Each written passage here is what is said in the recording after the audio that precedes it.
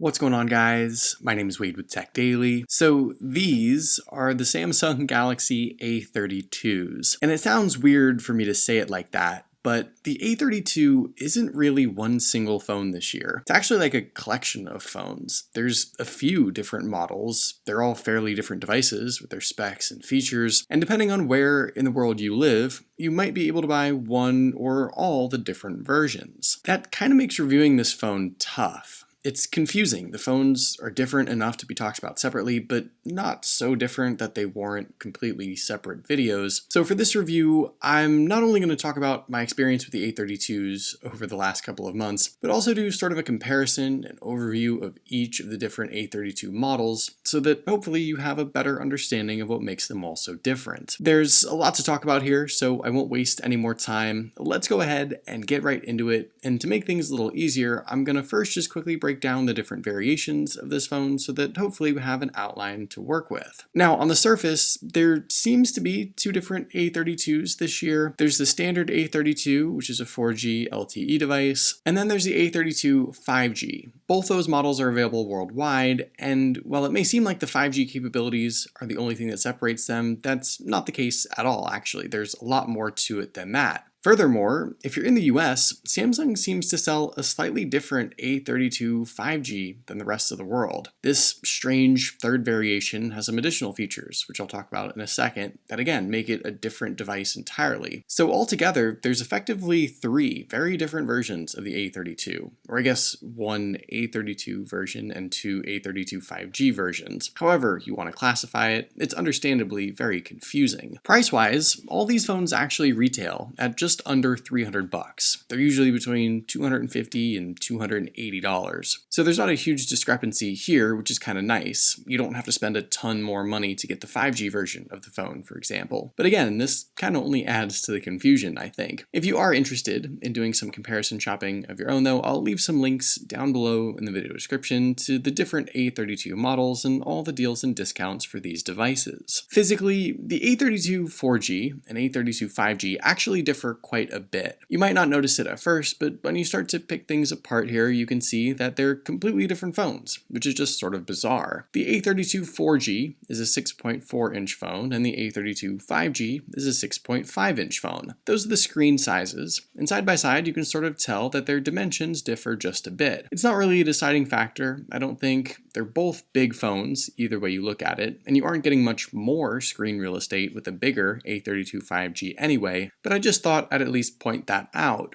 And also, it's important to mention, obviously, that cases and accessories designed for one phone won't work for the other, so keep that in mind as well. The rest of the housing and materials are the same, so we've got that shiny plastic rear housing on both that sort of mimics glass, and to me this is fine. I always go back and forth on whether I like a matte plastic finish or this glossy finish, but either way it's held up nice and sort of looks a little more premium. The sides and frame are color matching polished metal. They're a bit boxier phones than previous A-series devices, but I don't mind that. And overall, these phones look good, and I think the slight refresh and redesign over last year's A31 is a welcome change. Definitely solid looking devices. There's no real camera bump around back either, which is kind of nice too, a little unique. They're very sleek and modern looking devices. Taking a closer look at everything else though, this is where you can pick apart some differences. The camera notch up top is different. We've got an Infinity U versus Infinity V, I guess, or rounded versus teardrop, whatever you want to call it, they're different here for some reason. I think the larger A32 5G also has slightly thicker black borders all around the display with a larger bottom chin as well, which collectively, alongside the larger screen size, makes this phone just feel a little larger still, with maybe slightly lower screen to body ratio. On the left side, both phones have similar SIM and SD card support, just with slightly different style trays. On the right though, is where we see a really strange difference. The A32 4G's power button is just that, a power button, while the A32 5G has a dual power button fingerprint sensor combo. The A32 4G's fingerprint sensor is under the display, which might seem like the nicer, more premium option, but side by side you can see that for speed and accuracy, you can't beat a physical button sensor. And in using these phones, that's what I prefer, the side-mounted fingerprint sensor. It's fast, it's accurate, it's easy to feel for and find, it's the better choice. Face unlock is also an option on both phones as well, and with this you can see 5G, the A32 5G is usually quicker to wake and quicker to unlock. So to me, this is another point in favor of that device. Now, fortunately, most of the other physical aspects of these two phones are the same. They both have headphone jacks down below, they have the same USB-C charging port, they have the same single downward speaker too, which is a decent out loud listening experience, but it's a little disappointing when you compare the dual stereo sound on some higher end A-series phones this year. So up to this point, it's the price, the size of the phones, and the fingerprint setups that you'll need to consider. But when we dive a little deeper here with the display, the internal specs, and the camera setups, all of this stuff differs drastically, and suddenly you can understand why these A32s are so different. Let's first talk about the display. And with this, there's an extra element we need to discuss. Now, the 6.4-inch screen on the A32 4G is a Super AMOLED panel with a resolution of 2400 by 1080, and it's a high refresh rate 90Hz screen.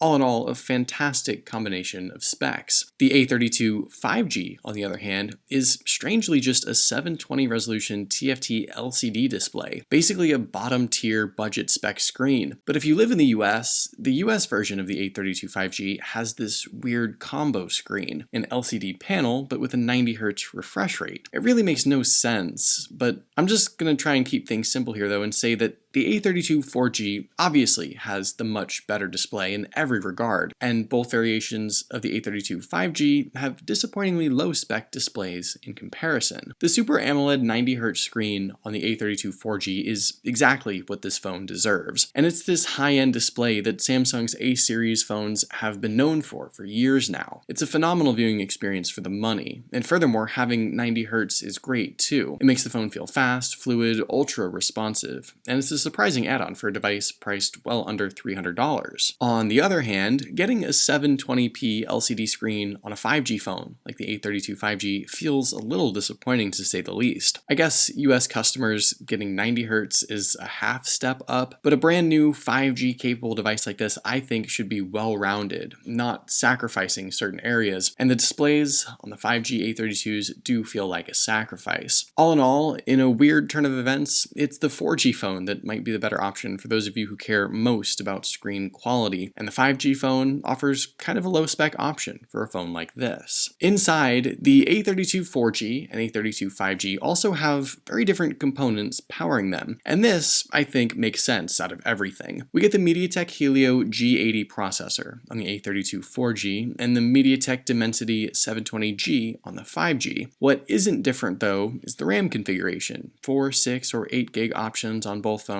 and you get the same internal storage options too. So what we're looking at here more than anything else is that processor, and with the Geekbench scores you can see that a difference does exist in potential performance. With a side-by-side speed test, you can see exactly that, and in fact I'd argue that the speed difference between these two phones is even more apparent than I originally thought. Especially with third-party apps and games, you can really shave off a few extra seconds of load times in going with the A32 5G. Now fortunately, performance-wise, there aren't any issues with either phone. The A32 4G isn't underpowered or incapable of doing things. It's a solid enough phone, but comparatively, paying maybe just a little more money, I do think you're getting much more bang for your buck with the A32 5G, and that's definitely worth considering. Both phones obviously are just mid-tier devices, so you can't necessarily expect a whole lot. For 95% of people, either one of these phones is more than enough, but for those folks who care most about performance and speed, the A32 5G I think is well worth the little extra cash you might need to spend. Powering both of these devices is also a 5000 milliamp battery. Fortunately, that's the same capacity, the charging speeds are the same too, and I consider both these devices to be 2-day phones. I can make them last through some 18 hours of screen on time, which is great, and in my experience I've seen only a small difference between the two phones in longevity. The 90Hz display will eat into your battery life a little bit, but in general these A32s are in it for the long haul, and I think if you aren't big on using your phone during the day, you can stay off the charger for multiple days with ease, which is great. Finally, let's talk about the cameras. And weirdly enough, the camera setups are pretty drastically different too. The 4G A32 has a 64 megapixel main lens, 8 megapixel ultra-wide, 5 megapixel macro, and 5 megapixel depth sensor. The 5G A32 has a 48 megapixel main lens, similar 8 megapixel ultra-wide and 5 megapixel macro, but a 2 megapixel depth sensor. Also, the selfie cameras are different. There's a 20 megapixel selfie shooter on the 4G and a 13 megapixel on the 5G.